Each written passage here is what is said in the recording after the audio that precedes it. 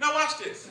I want you to understand that when we live in unforgiveness, that what it does is it puts a barrier between us and God. And God says, now watch this. If you want to pray, he says, no, don't pray. Go get things right. If you want to sacrifice and give something to the Lord, he says, no, I don't want your offering. Go get it right.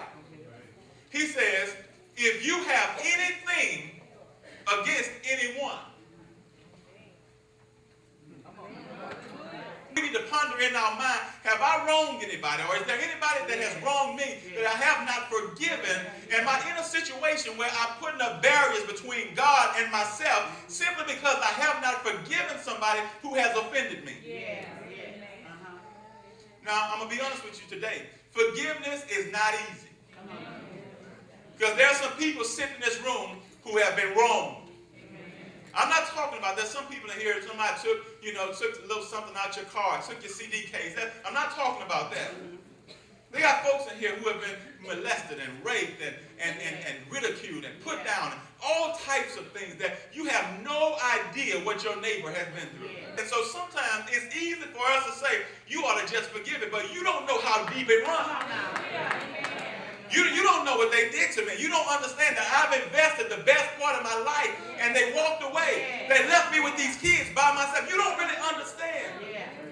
You don't understand that was my uncle and I trusted him. He should have never touched me like that.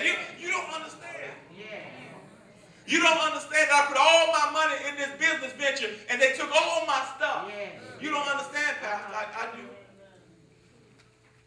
But as believers, we've been called to forgive. Now watch this. I know it's not easy. However, it is necessary.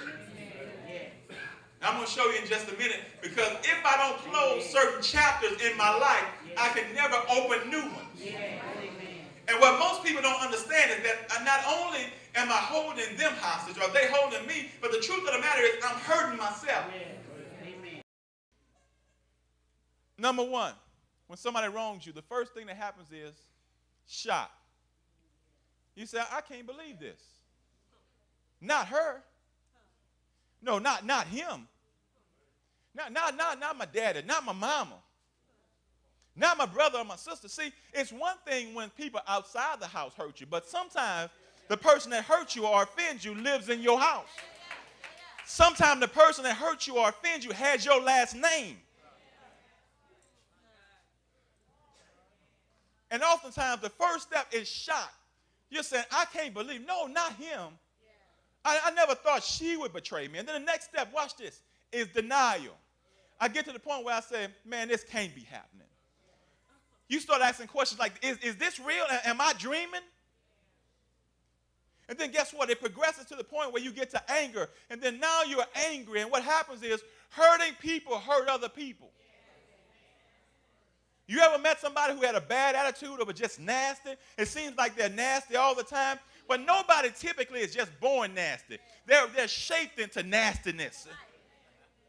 And watch this. I want to show you something, because if you get to a point where you're angry and you never get to the next step, the Bible talks about a root of bitterness. And what has happened in a lot of people's lives is now they've got a root of bitterness. In other words, I got bitterness deep down on the inside of me, and it's starting to exhibit itself in everything that I say and do, and I cannot be in this state for a long time.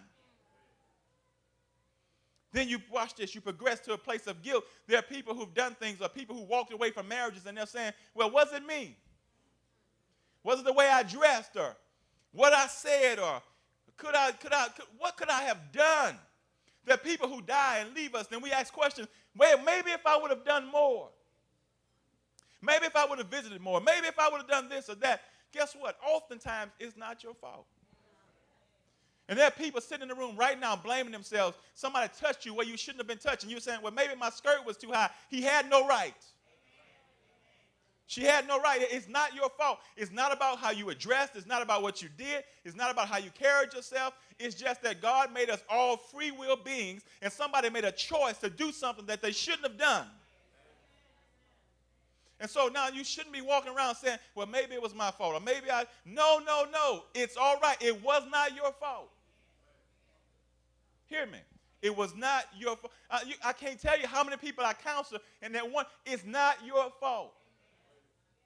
Because the truth of the matter is, you can only control yourself. You cannot control the actions of somebody else. I can try to make you do it. I can hope that you do things, but ultimately, I cannot make you do anything. All I can control is me. And then number 5, you finally reach a place of resolution. But here's the problem, church, and we're going, many people get stuck on the step. People get stuck on the step of anger, stuck on the step of denial, stuck on the step of guilt, stuck on any one of the steps. And if you get stuck on a step, guess what? The person that you're mad with, they're living their lives. You're still riding by his house, looking in there, trying to. You still checking his mailbox when he ain't looking and all. Yeah.